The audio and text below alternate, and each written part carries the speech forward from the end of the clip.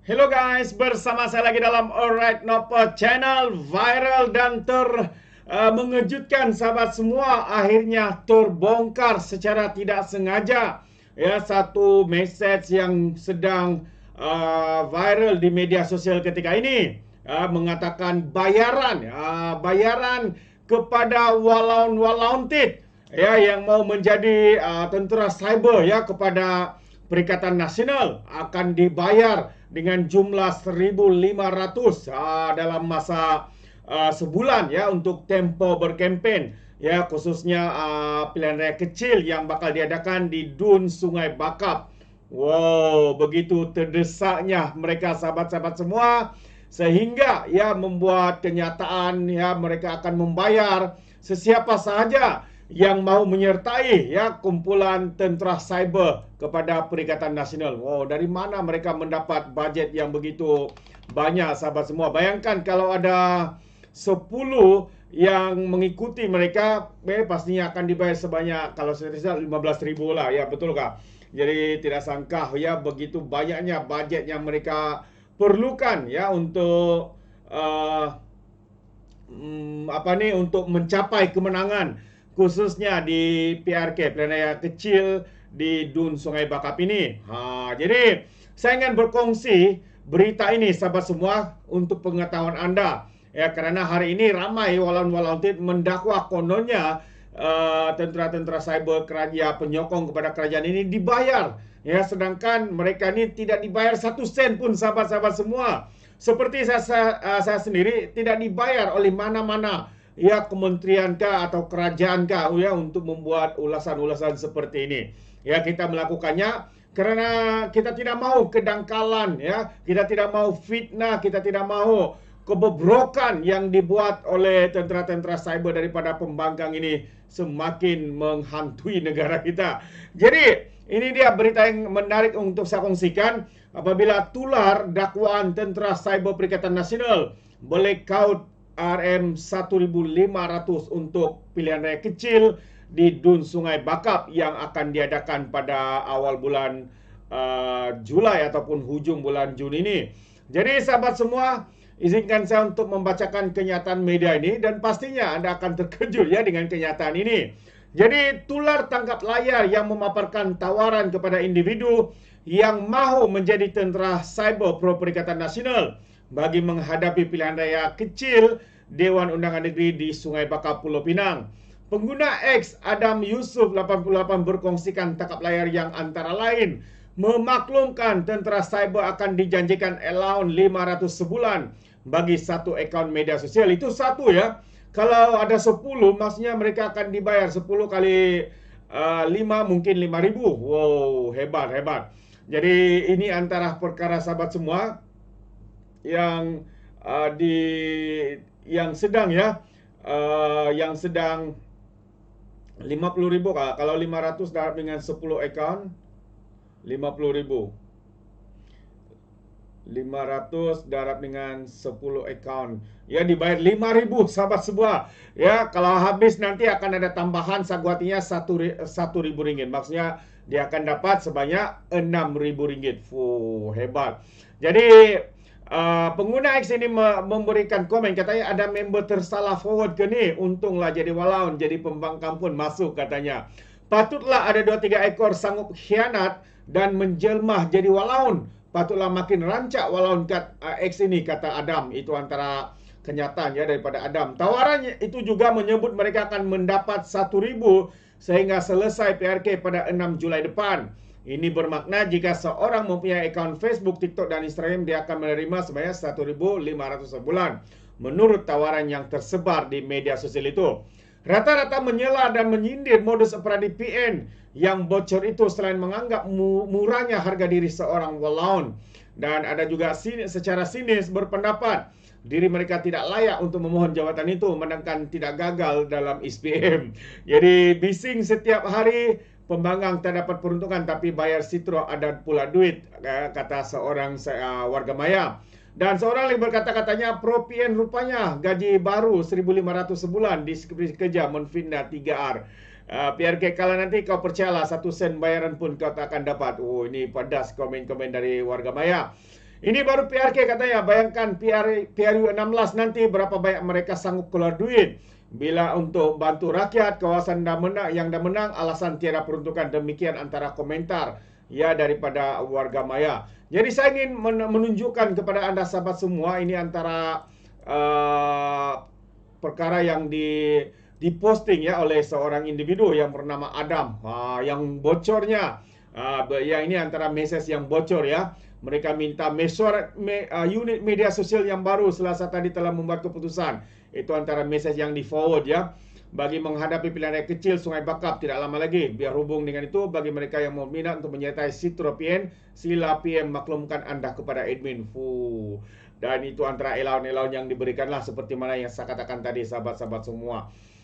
Hebat, begitu terdesaknya mereka sahabat semua. Dan mereka sekarang ini sedang mula mengorak langkah untuk merekrut ya cyber trooper. Dikatakan dengan bayaran yang lumayan 500 untuk satu akaun. Bayangkan kalau ada 10 akaun ada 5.000, tambah 1.000 selepas habis ya untuk pilihan raya kecil. Di mana mereka mendapat begitu banyak budget ya untuk membayar walaun-walauntit sitro-sitro pembangkang ini sahabat-sahabat semua. Jadi apa pandangan anda? Adakah mereka begitu terdesak sehingga melakukan perkara seperti itu? Tepuk dadah, tanya selera. Jadi sebelum saya mengakhiri, satu lagi perkara yang ingin saya kongsikan adalah kongsian ya ataupun kenyataan terkini daripada bekas pemimpin PAS yang mana beliau menegur 10 sikap melampau yang bercanggah dengan Islam. Jadi apakah 10 sikap itu? Mari kita ikuti kenyataan bekas Setiausaha Majlis Syura Ulama PAS hari ini menegur 10 sikap ekstrim yang bertentangan dengan Islam. Tanpa menyebut pihak mana yang dimaksudkan, Datuk Dr. Muhammad Khairuddin Aman Razali menegaskan bahawa tegurannya adalah berkaitan dengan pemikiran dan akidah serta amalan melampau yang wujud dalam kelompok-kelompok Islam. Berikut artikel lengkap Muhammad Khairuddin yang juga bekas ahli parlimen Kuala Nerus masa berada dalam parti PAS. Yang pertama berkaitan dengan teguran atas sikap melampau yang bercanggah dengan Islam. Yang pertama, menganggap bahawa kelompok mereka sahaja benar dan selainnya adalah jahiliyah yang perlu diruntuhkan sebagaimana jahiliyah orang-orang Quraisy. Lalu lahirlah perpecahan umat Islam atas pemikiran itu kerana umat Islam telah dibahagi kepada dua, iaitu satunya Islam dengan maksud merujuk kepada kelompok mereka sahaja dan keduanya jahiliyah iaitu umat Islam selain kelompok mereka. Ini antara kenyataan ya daripada bekas pemimpin PAS ini.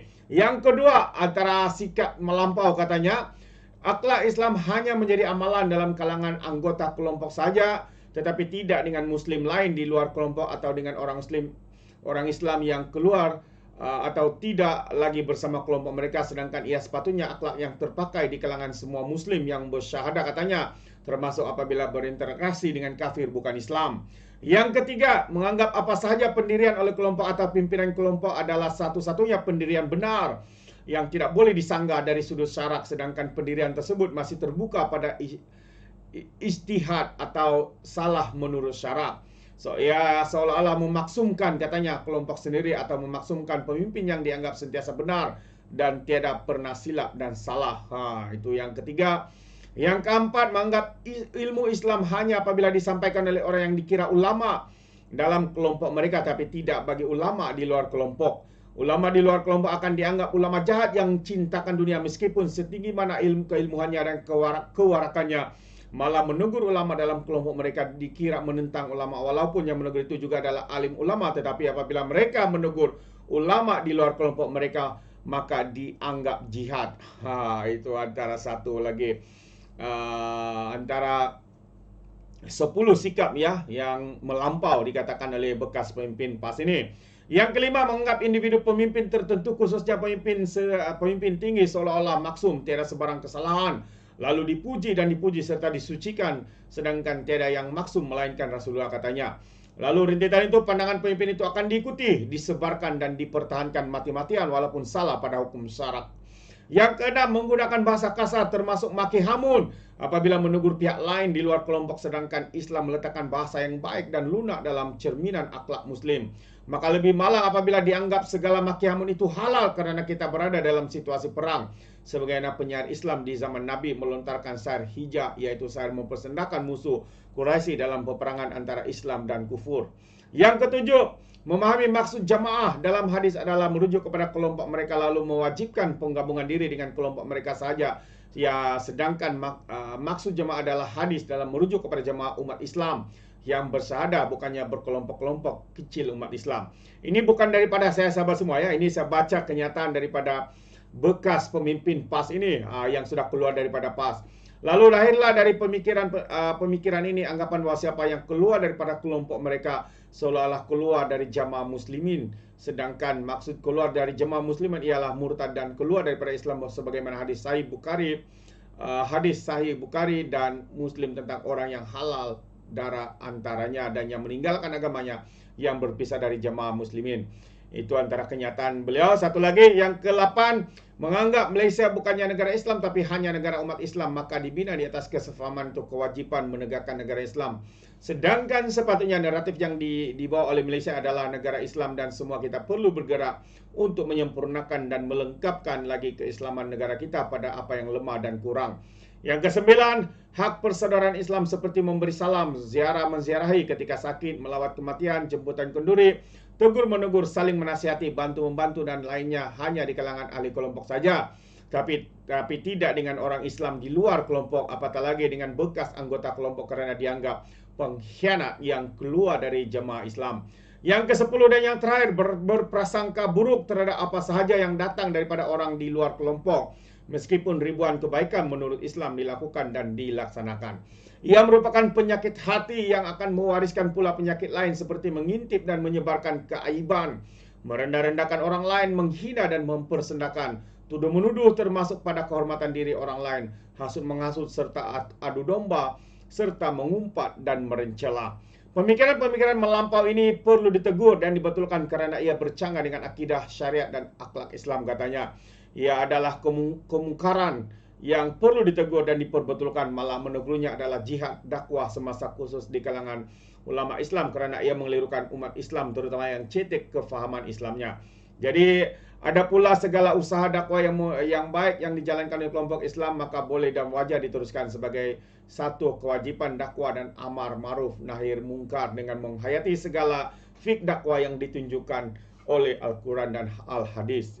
Itu antara tulisan dan juga kenyataan ya daripada bekas pemimpin ataupun bekas setiausaha Majlis Surah Ulama PAS, iaitu Datuk Dr. Muhammad Khairuddin Aman Razali, yang kini sebenarnya sudah pun keluar ya daripada parti PAS dan sekarang ini beliau dianggap sebagai pengkhianat ya, pengkhianat daripada parti PAS. Hebat, begitu hebatnya ya parti PAS ini kalau menggelar seseorang itu walaupun ya sesama bangsa dan sama agama. Itulah tindakan kenyataan daripada pemimpin-pemimpin mereka, diikuti juga dengan walaun-walauntit sahabat-sahabat semua. Jadi kita pun tidak tahu sahabat semua apa yang berlaku. Jadi fikirkan, adakah ini satu perkara yang harus diteruskan atau kerajaan ataupun pihak-pihak berkuasa harus mengambil tindakan segera supaya ajaran seperti ini tidak berleluasa.